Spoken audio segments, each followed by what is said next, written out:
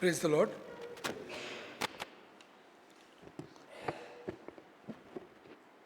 आजचा जो संदेश आहे तो विशेष करून आजचा रविवार जो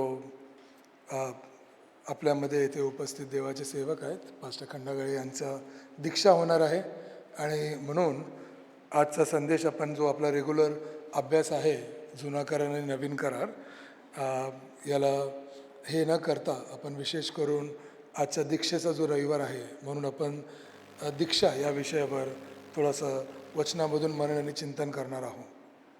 आणि यासाठी जो शास्त्रलेख आपण वाचणार आहोत ते आहे लूक याचा 4 अध्याय 17 ते 22 वचन आपण ऐकूया. लूक याचा 4 अध्याय 17 ते 22 वचन.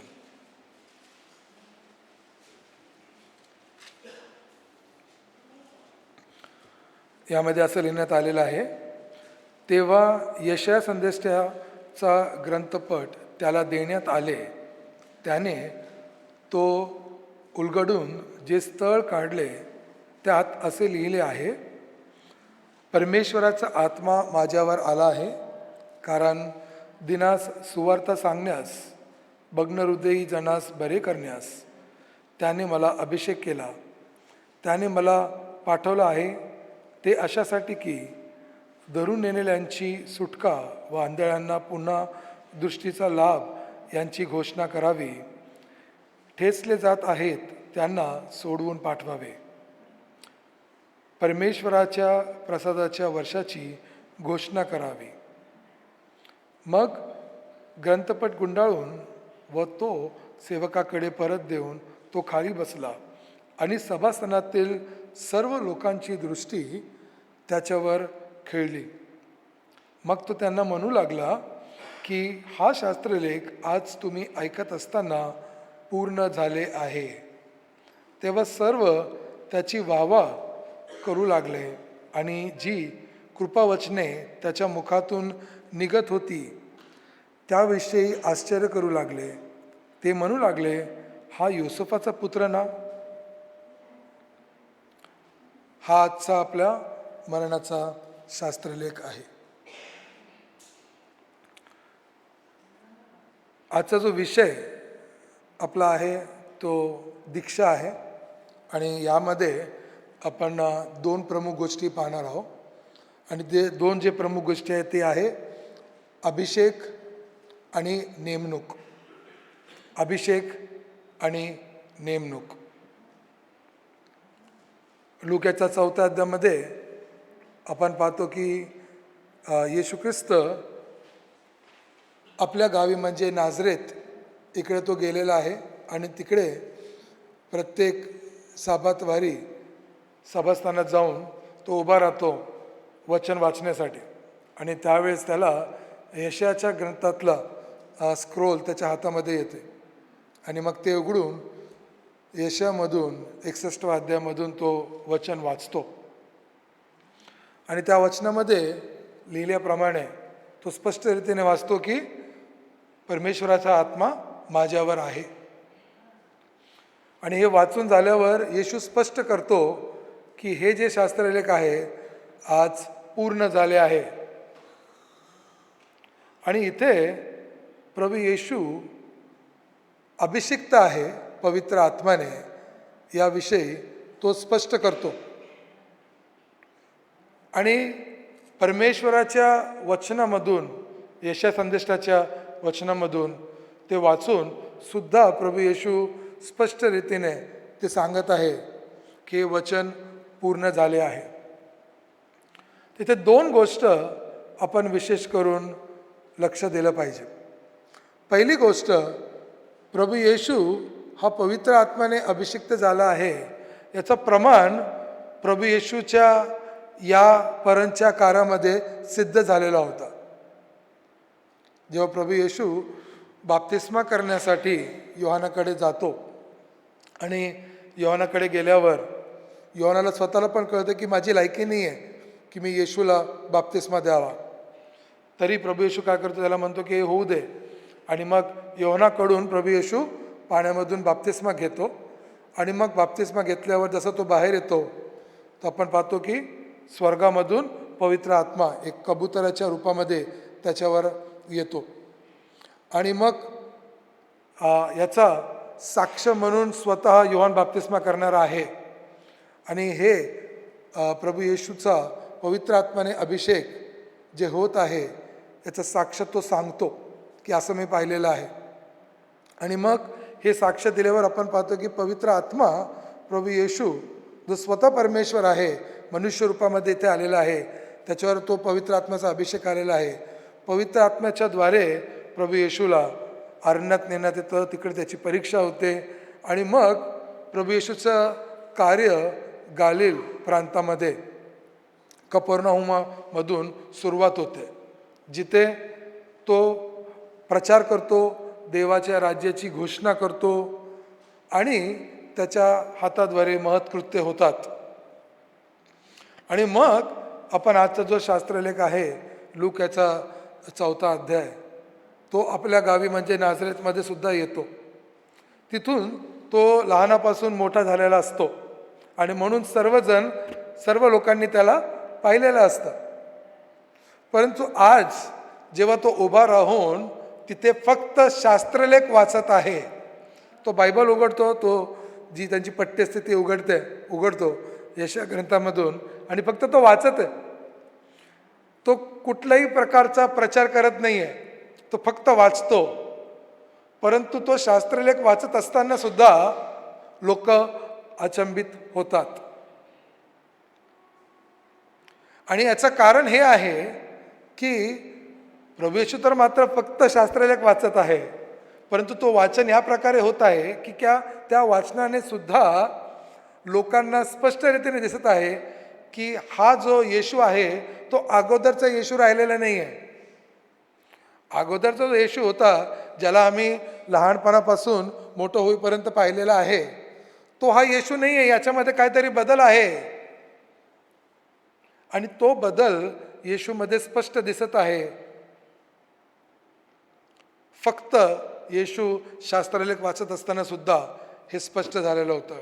आणि याच्यासाठी होतं कारण येशू ख्रिस्तावर विशेष करून अभिषेक होता, पवित्र आत्म्याचा अभिषेक होता आणि त्या अभिषेकाने येशू ख्रिस्त तो शास्त्रवचन वाचत होता. येशू ख्रिस्त जेव्हा या जगामध्ये आला त्यावेळेस तो पूर्ण देव होता आणि त्याने मनुष्य रूप धारण केलं. आणि येशू ख्रिस्त आपल्या आयुष्याच्या पहिल्या 30 वर्षामध्ये सुद्धा लहानापासून जेव्हा तो मोठा होतो तेव्हा तो पूर्ण देव आहे आणि पूर्ण मनुष्य आहे. परंतु आता येशूमध्ये काय बदल झालेला आहे तर येशू जो पूर्ण देव आणि पूर्ण मनुष्य आहे त्याची सेवा कार्य सुरू होण्याच्या अगोदर आपण पाहतो की त्याच्यावर पवित्र आत्म्याचा अभिषेक झालेला आहे. आणि या अभिषेकामुळं आपण पाहतो की त्याच्यामध्ये बदल झालेला आहे. आता तो फक्त शास्त्रलेख पण वाचतो तर तो वाचन सुद्धा लोकांवर काय होत आहे, एक प्रतिबिंब त्याचा लोकांवर एक इन्फ्लुअन्स होत आहे तिकडे, की लोक विचार करत आहेत की हे काय झालंय, येशूने असं काय वाचलंय. यानंतर आपण अजून एक गोष्ट पाहतो, ते महत्त्वाचं म्हणजे की येशू ख्रिस्त स्वतः परमेश्वर असून सुद्धा तो योहानाकडे बाप्तिस्मा घेण्यासाठी जातो आणि त्याच्यानंतरच इथे तो नाझरेतमध्ये आलेला आहे. त्याची योहान स्वतः म्हणतो की माझी लायकी नाही आहे. आता योहान बाप्तिस्मा करणारा कोण आहे? योहान बाप्तिस्मा करणारा जो आहे तो मुख्य याजक जकारिया याचा मुलगा आहे. आणि मुख्य याजकाचा मुलगा हा येऊन प्रचार करत आहे, देवाच्या राज्याची घोषणा करत आहे, सर्वांना म्हणत आहे की तुम्ही काय करा, आपल्या पापाची कबुली करा, देवाचं राज्य जवळ आहे. आणि तो बाप्तिस्मा देत आहे आणि लोक त्याच्या वचनाला स्वीकारतात. आणि त्याचा एक कारण हे पण आहे की तो मुख्य याजकाचा पुत्र आहे, परंतु दुसरा कारण असा पण आहे की जेव्हा ते बाहेरून तो काय करतो, बाहेरून जेव्हा योहान बाप्तिस्मा करणाऱ्याला लोक पाहतात तेव्हा तो सामान्य मनुष्यासारखा नसतो. त्याचे वस्त्र वेगळे असतात, त्याचा राहणमान वेगळा असतो. आणि म्हणून बाहेरून पाहताच लोकांना आठवण येतं की अरे या प्रकारे जुन्या करारामध्ये कोणाविषयी तरी आम्ही ऐकलेलं आहे. एक संदेष्टा होऊन गेला होता ज्याच्याविषयी आम्ही असं ऐकलेलं आहे की तो असाच होता. आणि योहान बाप्तिस्मा करणारा त्या प्रकारे बाहेरून दिसत होता आणि तो मुख्य याजकाचा मुलगा पण आहे.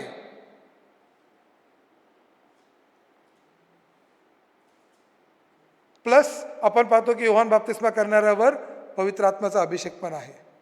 बाहेरून पण दिसत आहे आणि आतून पण सुद्धा जेव्हा तो बोलतो तेव्हा लोकांच्या मनामध्ये टोचणी होते. आणि म्हणून योहान बाप्तिस्मा करणाऱ्याला स्वीकारण्यासाठी लोकांना खूप सोपं होतं. का? कारण तो असामान्य होता. तो एक विशेष परिवारामध्ये त्याचा जन्म झालेला आहे. तो दिसायला सुद्धा बाहेरून असामान्य होता आणि पवित्र आत्म्याचा अभिषेक सुद्धा तो मुखातून शब्द काढल्यावर प्रकट होत होता. परंतु येशू ख्रिस्ताविषयी जर आपण पाहिलं तर येशू ख्रिस्ताविषयी असा काय असामान्य बाहेरून दिसत नव्हता. येशू ख्रिस्त खूप सामान्य होता, तुमचा आमच्यासारखा सामान्य मनुष्य. तो त्या लोकांसारखा सामान्य कपडे घालत होता. परंतु याची साक्ष की येशू ख्रिस्त कोण आहे योहान बाप्तिस्मा करणारा सर्वात प्रथम देतो जेव्हा प्रभू येशू त्याच्याकडे बाप्तिस्मा करायला येतो. आणि त्याच्यानंतर प्रभू येशूच्या कृतीमधून लोकांना कळतं की खरोखर हा देवाचा अभिषिक्त असा आहे. देवाचा अभिषिक्त असा आहे. याच प्रकारे एक घटना जुन्या करारात सुद्धा आपण पाहतो. पहिल्या शमूएलाच्या 16व्या अध्यायामध्ये जेव्हा शमूएलला परमेश्वर सांगतो की तू जा जेसे याच्या घरी जा बेथलेहममध्ये आणि तिकडे जाऊन तू काय कर, त्याच्या एका पुत्राला तुला दीक्षा द्यायची आहे आणि म्हणून तू जा, तो इस्रायलाचा राजा होणार आहे. आणि म्हणून शमूएल तयारी करून जातो. आणि जेव्हा शमूएल तयारी करून जातो तेव्हा शमूएल काय करतो, बाहेरील रूप पाहतो. जेसेच्या पुत्रांच्या बाहेरील रूप पाहतो. तो पहिला शमूएलाच्या 16व्या अध्यायाच्या 7व्या वचनामध्ये परमेश्वर शमूएलशी बोलतो की परमेश्वर बाहेरील रूप पाहत नाही, परंतु परमेश्वर काय पाहतो, अंतःकरण पाहतो, हृदय पाहतो. आणि दाविदाची निवड परमेश्वराने अभिषेक करण्यासाठी व त्याची नेमणूक करण्यासाठी बाहेरील रूप पाहून केलेलं नाही आहे, परंतु त्याचं अंतःकरण आणि त्याचं हृदय पाहून परमेश्वराने दाविदाची निवड केली होती. आणि याचप्रमाणे आज सुद्धा जेव्हा आपण या वचनाकडे जात आहोत तेव्हा हे खूप महत्त्वाची गोष्ट आहे की परमेश्वर अंतःकरण पाहणारा आणि त्याची चाचणी करणारा परमेश्वर आहे. नवीन करारामध्ये आपण पाहतो पेंटिकोसच्या दिवशी जवळपास 120 लोक यरुशलेममध्ये एकत्रित होते आणि ते प्रार्थना आणि उपवासामध्ये होते. आणि जेव्हा पवित्र आत्मा आला तेव्हा पवित्र आत्म्याने सर्वांना भरून टाकलं.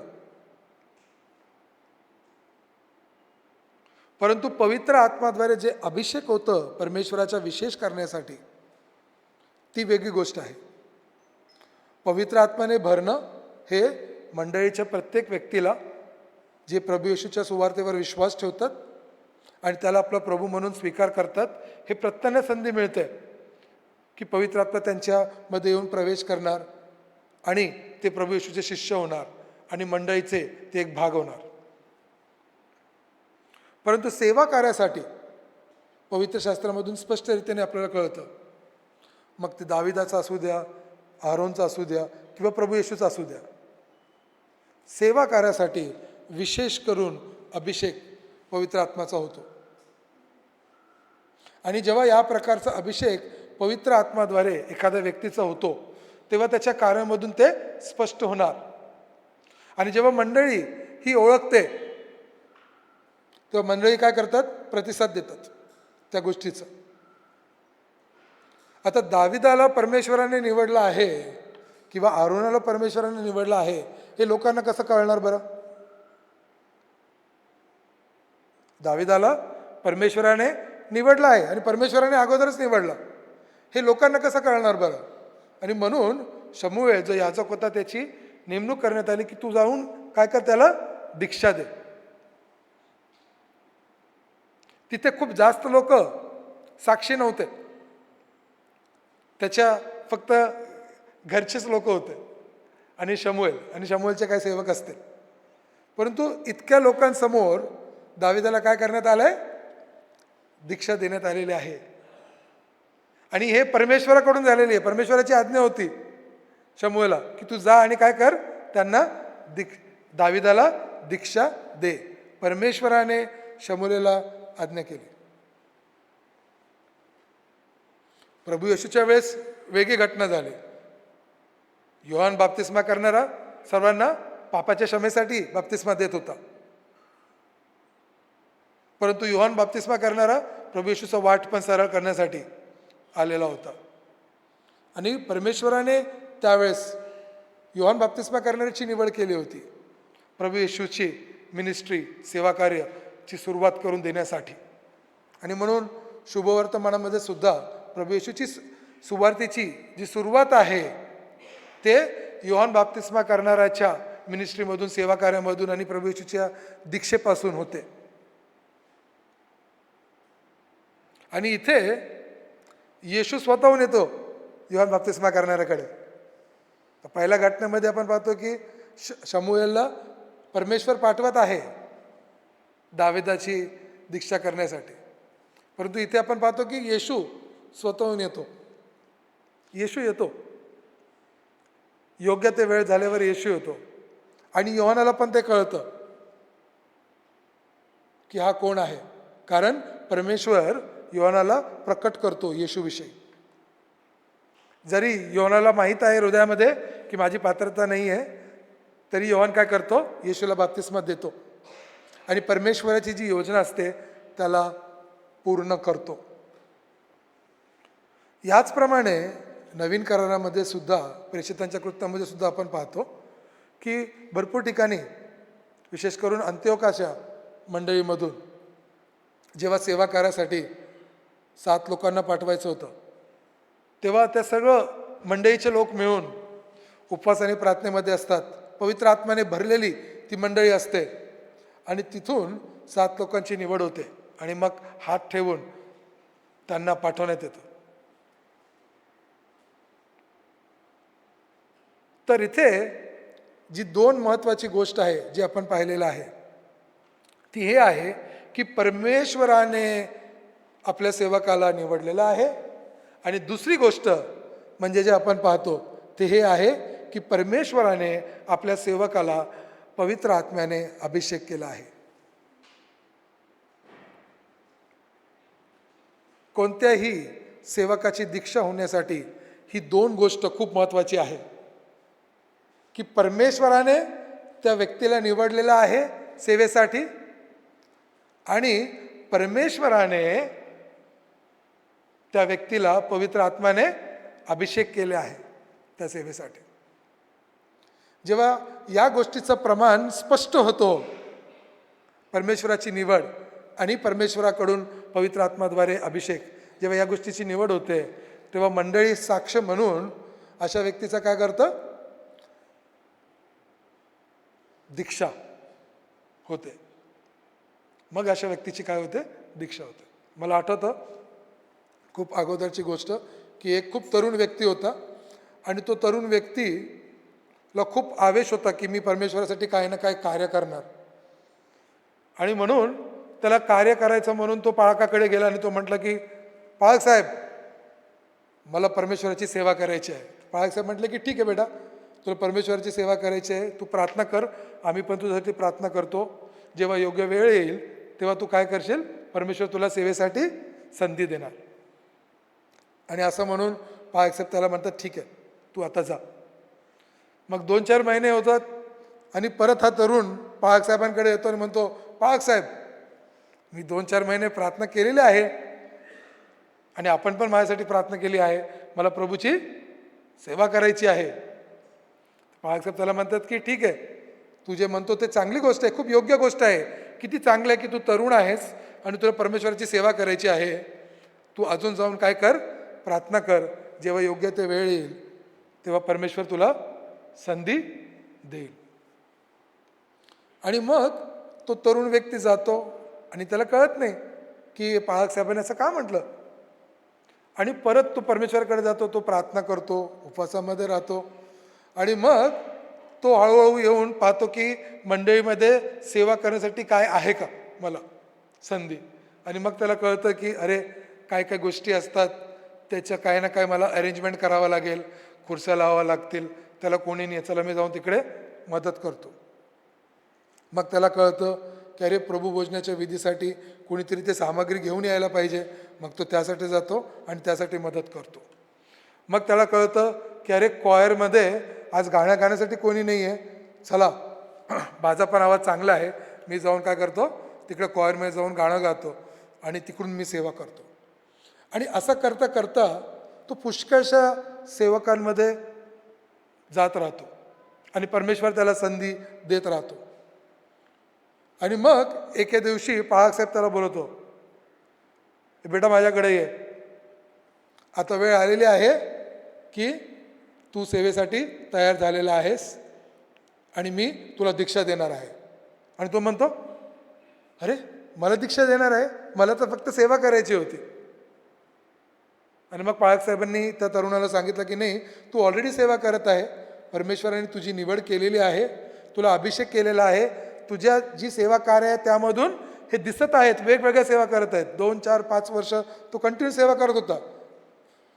पहिल्या 2 वेळेस आला तो साहेबांकडे विचारायला मला सेवा देण्यासाठी काहीतरी संधी द्या, त्याच्यानंतर आलाच नाही तो कधीच. आणि तो सेवे करत होता, त्याला सेवेमध्ये आनंद भेटत होता, त्याला कोणाशी काहीच कंप्लेंट नव्हतं. आणि आता साहेबांनी त्याला बोलवलं आणि सांगितलं की नाही, आता तुझी वेळ आलेली आहे की लोकांसमोर सुद्धा तुला एक पुढारी म्हणून तुला दीक्षा देणे गरजेचं आहे. म्हणजे तू आरामशीत, कोणीही तुझ्यावर बोट ठेवणार नाही. आणि त्याचं अभिषेकचं प्रमाण आणि देवाचं निवड त्याचं प्रमाण त्याच्या जीवनामधून स्पष्ट झालं होतं. आणि मग एका रविवारी त्या तरुणाची दीक्षा सुद्धा झाली. बोलण्याचं तात्पर्य हे आहे की परमेश्वराचा पवित्र आत्म्याद्वारे अभिषेक आणि परमेश्वराची निवडणूक हे स्पष्ट आपल्या जीवनामध्ये दिसल्यावर त्या व्यक्तीचा दीक्षा प्रभूच्या कार्यासाठी एक पुढारी म्हणून त्या मंडळीच्या सेवेसाठी होते. एक व्यक्ती असा होता की ते वयस्कर होते, त्यांचं नोकरी वगैरे झालेलं होतं आणि मग त्यांना सेवा करायची इच्छा होती आणि ते म्हटले की मी सेवा करणार. आणि मग सेवेसाठी ते अधूनमधून वर्षातून एकदा दोनदा संदेश पण देत असत. आणि मग संदेश देत असताना त्यांना एक वेळेस साहेबांनी विचारलं, सर, कारण ते शिक्षक होते, रिटायर्ड शिक्षक, त्यांना विचारलं, सर तुम्ही सेवा करता, आता तुम्ही रिटायर्ड झालेला आहात, तर मग तुम्हाला सेवा करायची आहे का, एक पाळक म्हणून तुम्हाला सेवा करायची आहे का, एक मंडळीला सांभाळण्याची तुमची इच्छा आहे का. तर ते म्हटले, हो मी मंडळीला सांभाळेल, परंतु मला दीक्षा नाही पाहिजे. मी मंडळीला सांभाळेल परंतु मला दीक्षा नाही पाहिजे. आणि मग साहेबांनी त्यांच्याशी बोलले आणि त्यांना सांगितलं की तुम्ही असं का म्हणता बरं की तुम्हाला दीक्षा नाही पाहिजे. ते म्हणतात की जर परमेश्वराने मला निवडलेलं आहे तर मी परमेश्वराचं कार्य तसंच करणार, मला दीक्षा वगैरेची काही गरज नाही. आणि मग वेगवेगळ्या वचनातून साहेबांनी त्यांना शिकवलं आणि सांगितलं की की पवित्र शास्त्रामध्ये ज्यांची पण निवड परमेश्वराने केलेली होती त्या सर्व लोकांचा मंडळीसमोर, लोकांसमोर, देवाच्या लोकांसमोर दीक्षा झालेली आहे. आणि यासाठी काही चूक नाही आहे. आणि ही जी विधी आहे हे महत्वाची विधी आहे, कारण हे परमेश्वराने नेमलेली विधी आहे की जो पण व्यक्ती सेवा करतो आणि मंडळीला सांभाळण्यासाठी तयार होतो, आणि ही गोष्ट पवित्र आत्म्याद्वारे झालेली आहे, मनुष्याकडून नव्हे, तर त्या व्यक्तीचा मंडळीसमोर, इतर लोकांसमोर दीक्षा व्हायला पाहिजे. आणि या गोष्टीला फक्त एक रूढी परंपरा आहे असं समजून याचा नाकार नाही केला पाहिजे. जर खरोखर परमेश्वराने निवड केलेली आहे आणि परमेश्वराने नियुक्ती केलेली असेल तर या गोष्टीला ज्याची पण निवड झालेली आहे त्यांनी याला नाकारू नाही पाहिजे. आणि ही गोष्ट झाल्यावर त्या सरांनी सर्व मंडळीसमोर पहिले क्षमा मागितली. त्यांनी क्षमा मागितली. का क्षमा मागितली? कारण परमेश्वराने त्यांची निवड केली होती, परमेश्वराने त्यांची नियुक्ती केली होती. आणि पवित्र शास्त्रामध्ये दिलेली जी विधी आहे त्याला आपण याचप्रमाणे हलक्यामध्ये घेऊ नये. आणि एखाद्या मंडळीला सांभाळण्यासाठी जी जबाबदारी मिळणार आहे त्या जबाबदारीला चांगल्या रीतीने लोकांसमोर साक्षी देऊन की हो, मी ही जबाबदारी घेत आहे, मी पुढारी पण घेणार आहे. आणि ही जबाबदारी आणि हे साक्ष जेव्हा एक व्यक्ती घेतो तेव्हा काय होतं माहिती आहे का? तो जबाबदार होतो. बायबलमध्ये ते पण दिलेलं आहे की जे पुढारी असणार आहेत, विशेष करून जे शिक्षक असणार आहेत, त्यांना खूप जबाब द्यायचं आहे. पाळक म्हणजे एक मेंढपाळ आहे आणि मेंढपाळाला प्रत्येक मेंढराच्या रक्ताची जबाब द्यावं लागतं. आपल्या मंडळीत पण जे आपले पाळक आहेत त्यांना ही गोष्ट माहीत आहेत आणि ते खूप गंभीर आहेत या गोष्टीसाठी की आम्हाला आमच्या मेंढरांसाठी जबाबदारी घ्यायची आहे आणि जबाब द्यावा लागेल परमेश्वराला. आणि म्हणून पिलातासारखा आपण हात धुवू शकत नाही, परंतु ते जबाबदारी घेतो. आणि आपल्यासमोर जो उदाहरण आहे, जो कित्ता आहे, तो स्वतः प्रभू येशू ख्रिस्ताचा आहे की प्रभू येशूने सुद्धा जेव्हा ही जबाबदारी घेतली, तो स्वतः प्रभू असून सुद्धा त्याच्यावर पवित्र आत्म्याचा अभिषेक झाल्यावर सुद्धा है ना, त्यांनी ती घोषणा पण केली. नाझरेतमध्ये येऊन तो घोषणा पण करत आहे की ही गोष्ट आज तुमच्यासमोर पूर्ण झालेली आहे, प्रभूचा आत्मा माझ्यावर आहे. आणि ही घोषणा करत असताना तो टाळत नाही या घोषणेला. आणि त्याचप्रमाणे परमेश्वराने निवडलेला आणि नियुक्त केलेल्या प्रत्येक व्यक्तीने ही गोष्ट टाळू नये. माझा विश्वास आहे की आज खंडागळे ब्रदर जे पाळक आहेत त्यांची जी दीक्षाविधी होणार आहे त्यांच्याद्वारे सुद्धा हे परमेश्वराच्या वचनाला ते स्वीकारतील. आणि हे दीक्षाविधीने विशेष करून परमेश्वराने त्यांची निवड केलेली आहे, परमेश्वराने पवित्र आत्म्याने त्यांना अभिषेक केलेला आहे आणि ही नियुक्ती परमेश्वराकडून आहे. मात्र ही मंडळी त्यांच्या या कमिटमेंटला, त्यांच्या साक्षाला साक्षीदार राहणार आहेत. आणि ते जे आज घोषणा करणार आहेत आपल्या जीवनाद्वारे, जे समर्पण ते करणार आहेत, त्याद्वारे खरोखर परमेश्वर त्यांच्याकडून सेवा करून घेणार आणि ते परमेश्वराचे प्रत्येक आज्ञेचं पालन करणार आणि प्रभू येशूला उदाहरण समजून ते या मार्गावर चालणार आहेत असं मी विश्वास ठेवतो. आणि म्हणून इथून पुढचं जी पण विधी आहे यासाठी मी वेळ पालक साहेबांकडे समर्पित करतो. आमेन.